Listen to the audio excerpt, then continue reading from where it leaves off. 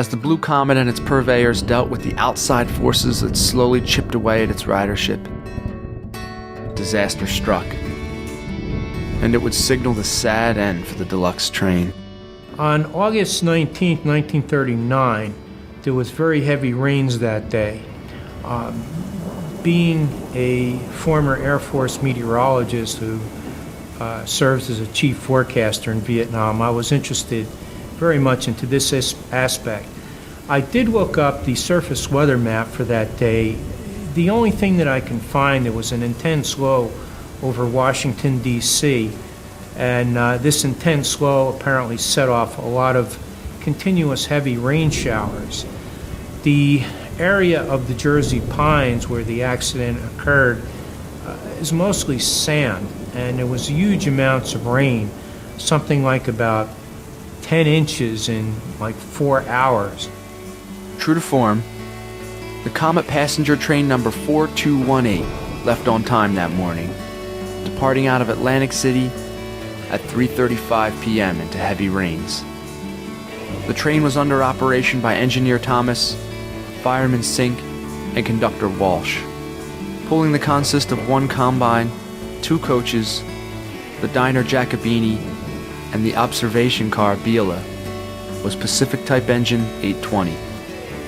As per normal protocol under such conditions, CNJ employees patrolled the tracks for any problems the extremely heavy rains might cause. Handling between mileposts 83 and 95 was CNJ Section Foreman Olive, accompanied by a small crew. While patrolling his section, Olive stopped at the Chatsworth station.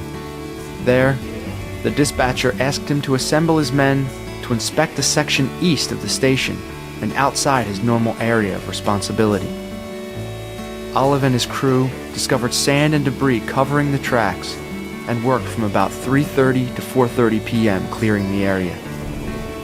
They would have no clue what was happening in their normally patrolled trackage east of the station in those exact moments. From Atlantic City to Hamilton, with its passengers just settling in for the journey to Jersey City and New York City, the train proceeded cautiously and without trouble.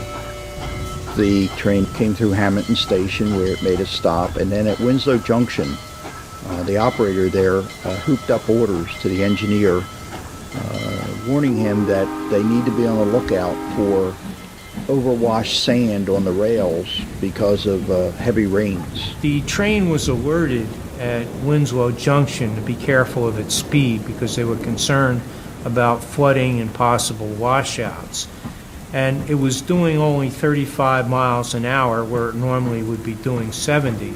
As they came off the connecting track from the Pennsylvania Reading Seashore lines onto their own tracks, the Southern Division, the sun came out briefly through the clouds, and Engineer Thomas remarked, well, perhaps the rain is over.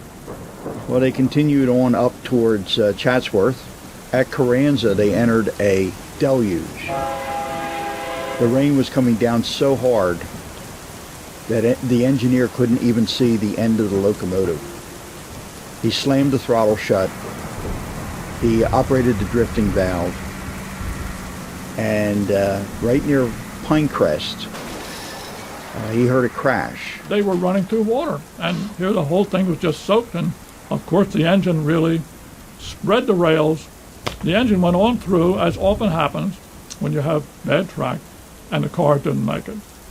When he heard the crash, he jerked his head around and saw that the locomotive and tender had separated from the train. And so he put the brakes on as hard as he could, but he also felt the tender trucks bouncing along the ties, meaning that the tender had derailed. So he had no braking power other than the locomotive itself. And when he finally was able to bring the locomotive to a stop, he and Fireman Sink descended from the cab, and at peril to their own life, they ran back to where they last saw the train and found the 5 cars sitting at various angles alongside and across the tracks. Passengers screamed out, believing the cars would topple into the deep water in the ditches beside the tracks. Visiting at Chatsworth Station that day, as he often did, was Chatsworth resident Walter Brower. Station agent John L. Etheridge would often instruct Brower and friends on the daily operations of a railroad station, and the visitors would rarely pass up a chance to see the Blue Comet buzz through town. And so, on that rainy day in the pines, Walter once again visited the station, friend in tow, having no idea what was about to happen to them.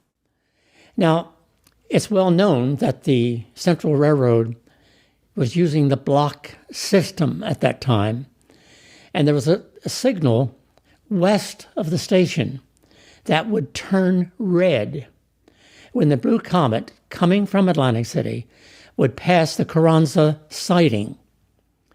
Well, each night that I was there, the red signal would appear, and we would always say, well, it's in the block.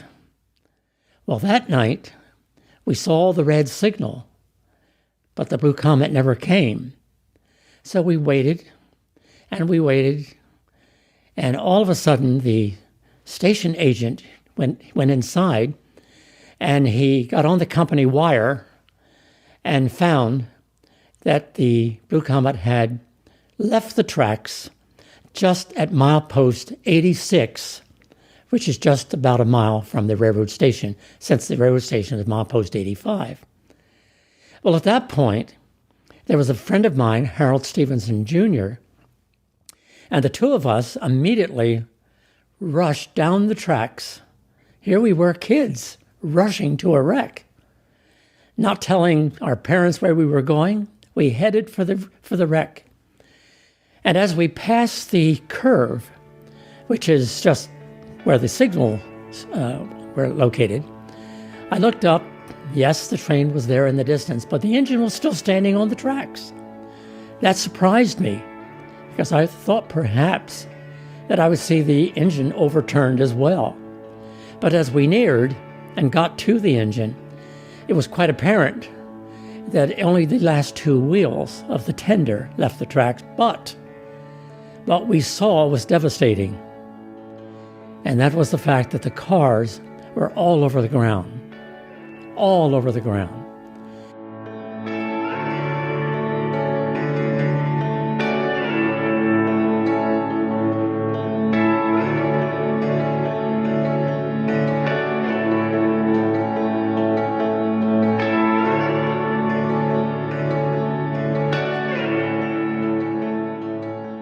I think we both became a bit frightened for a moment. But I think we grew up in those few minutes and decided that we needed to get closer. And of course we did. And we saw members of the crew trying to help the passengers.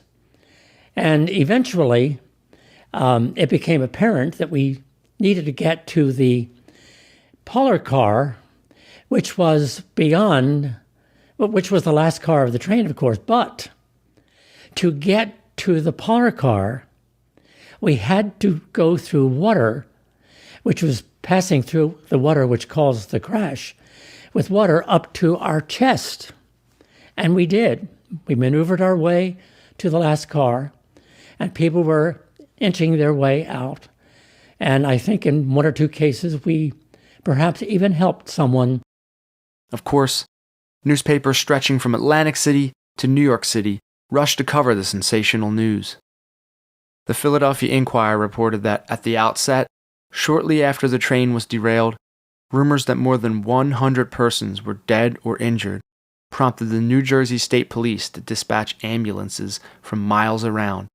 I distinctly remember to this day carrying the suitcase for a family from Tennessee by the name of Kirby. The Kirby's daughter was injured in the wreck. The father and mother were not. They had been to Atlantic City for a vacation, and they told us that they decided to go to New York to extend that vacation, and that's why they used the Blue Comet, and of course the wreck occurred, and their vacation was interrupted, at least momentarily. We'd heard about it on the radio. Tom Clement had heard about it on the radio. And he called me up on the phone. He said, Lou, he says, the Blue Comet's in the ditch up at Chatsworth. I said, what do you mean? He said, it's a train wreck. It's on the radio. And he says, let's all go up and see it. I said, okay, Tom. So he borrowed his father's car, and another man and I from the old West Jersey Railroad Club. He was the president, I was the secretary, and I've forgotten, the other fellow was one of the active members. So we got up there probably around 6:30. We tried to walk down to see the train, but we were immediately stopped by railroad police, and of course there were state police. Nothing doing. Unless you have a press pass, press badge, you can't go down. And there were some, of course, was press there. Well, how do I get a press? Well, the only person who could do that would be Mr. Brown. Mr. Brown was vice president of operations with Reading, but he was also in a dual position as vice president of operations of the Jersey Central, because the Reading owned the majority of the stock of the Jersey Central. So I thought, well, I'll go talk to Mr. Brown. I didn't know who he was. But the Reading business car number 10 was parked on the house track at Chatsworth, and I went up on a platform, and it was a screen door, although it was then air conditioned, and I pushed the bell, and the screen door opened, and this tall gentleman, Brown was a tall man, taller than I am, and he said, yes, what can I do? I said, well, my name is Pardee, and I'm secretary of the West Jersey Railroad Club, and I've got the president with me, and I've got one of our people, and we want to cover this story for the Camden Courier. And they haven't got a photographer here, and we don't have a photographer either, but we could go to the city desk tonight and we'll have it on the street in the morning.